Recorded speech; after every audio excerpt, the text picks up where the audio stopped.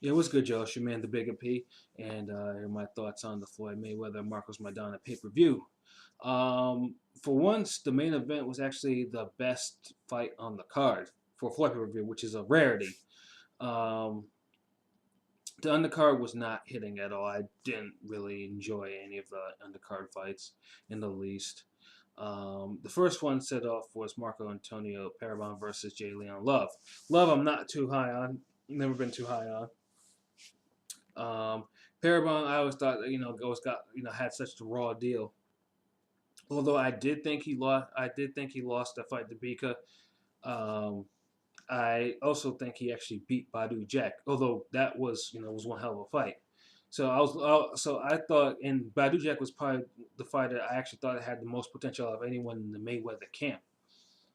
I thought was the best fighter. So I'm thinking if Jack can do that, then Paramount can get easily wipe out Love, and he did wipe out Love. He stopped him, but I don't know what Nady was thinking, not stopping the fight. He just put him apart and let Love get that extra recovery time. That really pissed me off too, because I bet that Paramount would actually stop Love, and I was close. I was close to hitting that.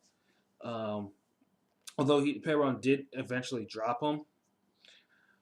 But after that, though, I have to give credit to Love. He came back in the fight. He adjusted instead of staying in the pocket and trading. He used his movement and he used jab. And that jab was killing that man. The cuts, the nose. Paramount was a bleeding mess, and I was hoping for Paramount to actually go for broke and realize that he was probably behind on the cards, but he didn't. He didn't pull that trigger. So I was a little disappointed in that fight. Um, but I'll give Love his props. He did he beat a solid guy at 168. However, I don't think he's going to beat any of the elite 168 fighters. But he's young and can always there's always room for improvement. But we'll see where that goes. The second fight was Adrian Broner versus Carlos Molina, not the IBF 154 champion one who's currently detained, but the one that lost to Amir Khan well over like a year and a half ago. Now, most people for this fight would expect that Broner would actually, blow Molina out. Instead, all I did in this fight was keep an eyebrow raised because I saw literally very little improvement. The only improvement I seen in here was the fact that Broner actually looked like he was in shape. That was pretty much about it. Um, this should have been a showcase fight for him at 140 because that's what Molina was. It was supposed to be a showcase. But I give props to him because he came there and he hung in tough against Broner, and even at one point was probably even winning the fight to me. Um, but there was nothing like there was the low activity. Although Broner did show more flashy combinations, but that was pretty much about the extent of his improvement from what I saw from this fight. Compared to the Maidana fight. He didn't impress me. Molina didn't look like at all like he was in at any trouble at any point of the fight. Um, it was dull. It was just nothing. It was showboating. Some activity, some flashy combinations. Molina, basically trying to make fire, but Molina doesn't have that type of power to bother Broner, so it was all for naught. Broner, however, seems to be continues to be the most interesting character when it comes to him being in the microphone. Now, I don't really rate him as being witty or anything like that. Just a guy who says the most random stuff. And his interview at the end of this fight was pretty unique. Um, I'm pretty sure it's probably on YouTube or Vine or wherever, or Instagram already if you haven't seen it. But it's just one of those interviews where you just say, okay, yeah, right on. um, but again, I just don't see Broner hanging tough. No, he hanging tough with the elites of 140. Like if they put Broner in with someone with the likes of Lucas or Danny Garcia, or hell, even I mentioned earlier in the forums I posted on, if Broner had faced John Molina that night like he was supposed to, that fight would have been interesting. interesting because considering how Molina just came off, battling Lucas to a bloody standstill. Um, so yeah, Broner. Well, I mean, Broner, of course, will continue to be who he is. But if those fights are made, I'm pretty sure we'll probably see the first knockout loss for Broner. Like I said, there was just no improvement in the fight after all, even after all that time. And frankly, that fight should have never been on the pay per view anyway. I wasn't a fan of Broner. And I mean, that could have been like a standalone Showtime card or something, not on the pay per view. Third fight, the co-main event, Amir Khan versus Luis Colazo. This fight again. Now this fight I had no problem with it being on the card. It just should have been where Broner Molina should have been. Broner and Molina should have been bounced off the card. Khan, pretty much this was a fight to see whether or not Khan can actually be competitive at 147. Because it's like, because I mean, no, I mean, Khan's brief foray into 147 territory, welter territory, was a near disaster. When Julio Diaz, came very close to scoring an upset in a close fight. Which, of course, because Amir was one of the choices for facing Floyd on this pay-per-view tonight. But, when you look at Khan struggling with the likes of Julio Diaz, good fighter, but faded, and, and struggling with that, there's no way you can sell a Mayweather-Khan fight after that type of performance. So that's where you have to say, you have to give Khan some sort of meaningful welterweight fight. Enter Luis Colazo, Luis Colazo was himself as a former welterweight champion. I was in the stands when he actually won the belt. So many years ago. Now, Luis Colazo got to that stage because he KO'd comebacking Victor Ortiz, who was out with a severely broken jaw. Recovering from a severely broken jaw that he suffered in his fight from José Lopez. So that's how he got his spot on the pay-per-view, because he knocked out a name opponent. The fight itself was dull. The clinching over and over and over and over again. Khan's fight plan actually, and it was hilarious to me that after all the clinching, the first person that actually got his point taken was Colazo. But yeah, this fight was just an eyesore to watch. It was either the clinching, and although when Khan wasn't clinching, Khan was landing some beautiful combinations against Colazo, who for some reason wanted to go for a guy who actually did rate high, on boxing ability. I don't know what possessed him to actually approach Khan with his hands down. I think in the 10th or the 11th round, I think Khan came very close to ending the fight with those two knockdowns. I forgot which round it was, but he scored two knockdowns in that round. And I'm thinking to myself, for the mercy just to actually stop the fight, because Colazo was pretty much not a factor anymore. He was done. So, it went the distance, and Khan, won a very wide unanimous decision. So now it pretty much gives Floyd free reign to actually consider him as a potential opponent. Well, guess when he's actually ready to fight at 147 again. As for Colazo, I was disappointed with his performance. I actually thought he would actually fight him a little harder, but he just, I don't know whether he was overwhelmed or he was undertrained. I don't know what his strategy was, but it wasn't anything that was going to win him this fight at all. That's for damn sure. Which brings us to our main event, Floyd Mayweather versus Marcos Maidana. Marcos entered the bet as a 10-1 underdog. Pretty much. Now, although everyone suggested, granted in terms of boxing, Maidana has improved tremendously over the past couple of years. I was hooking up with Robert Garcia. But you would think that either the crude, I wouldn't say crude, very unique style that Maidana brings, fighting style that Maidana brings, wouldn't be enough to trouble someone like Floyd Mayweather. Well, that wasn't the case. Not tonight.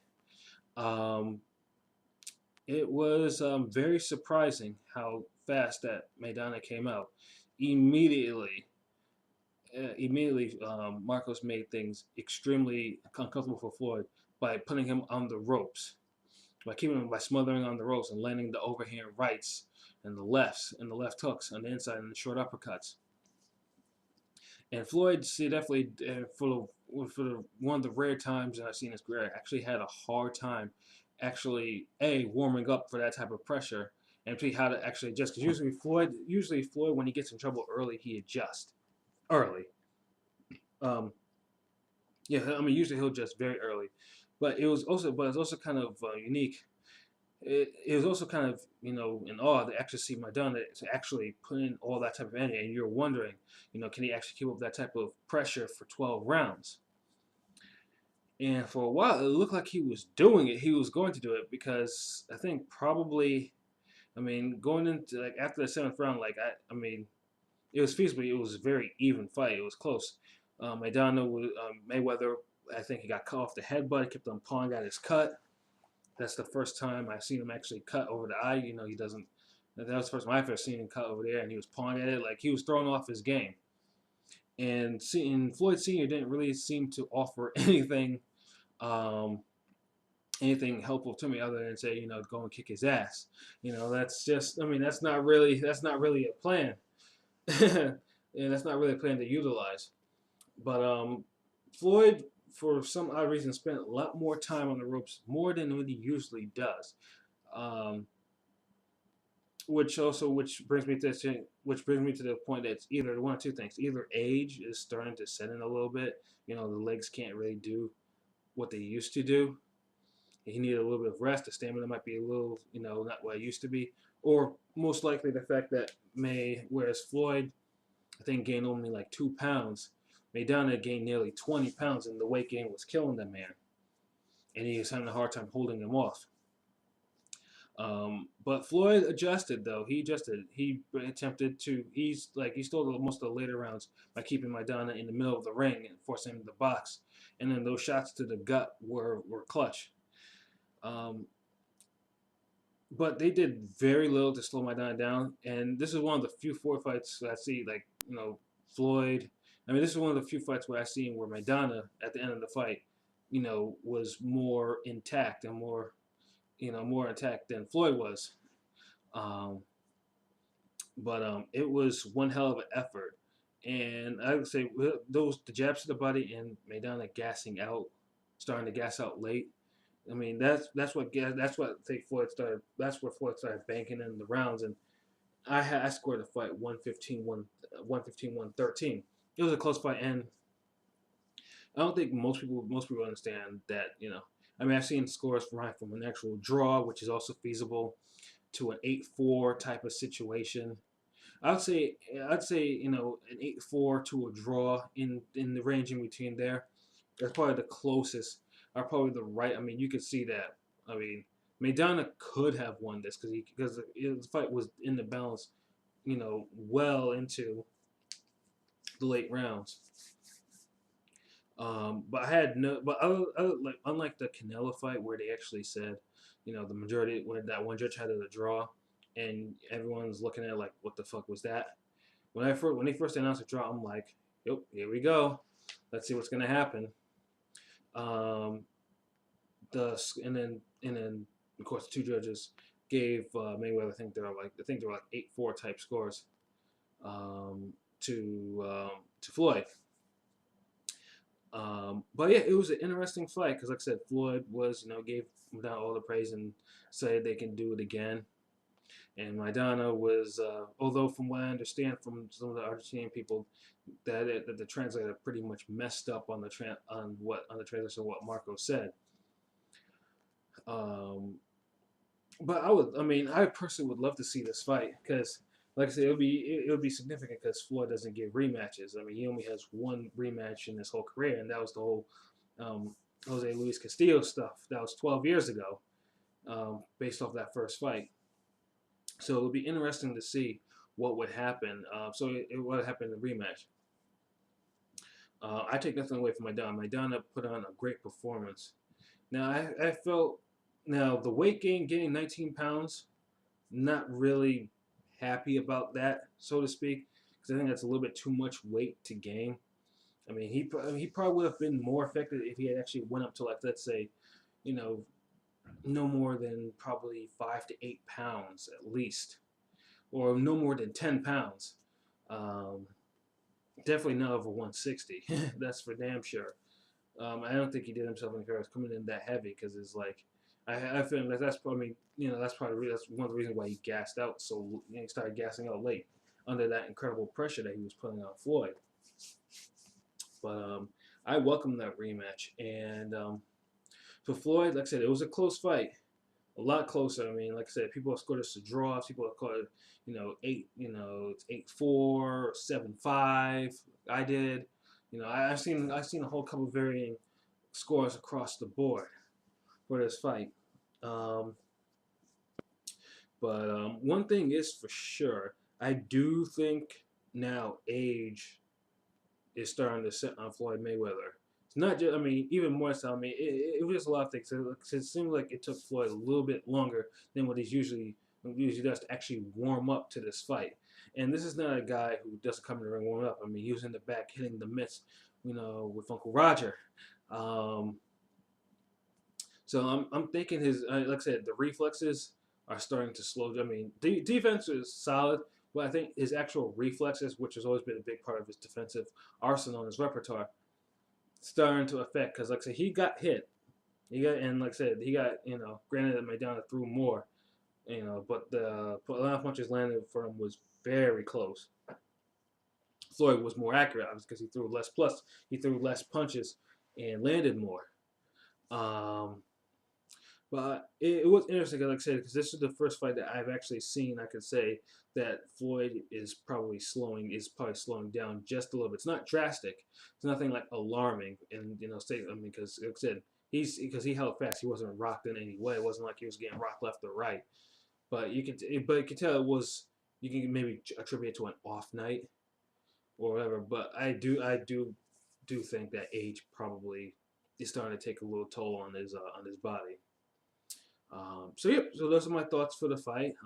It's a good time. And most likely I'll probably download it a little later and watch it again at some point tomorrow. So, till next time, peace.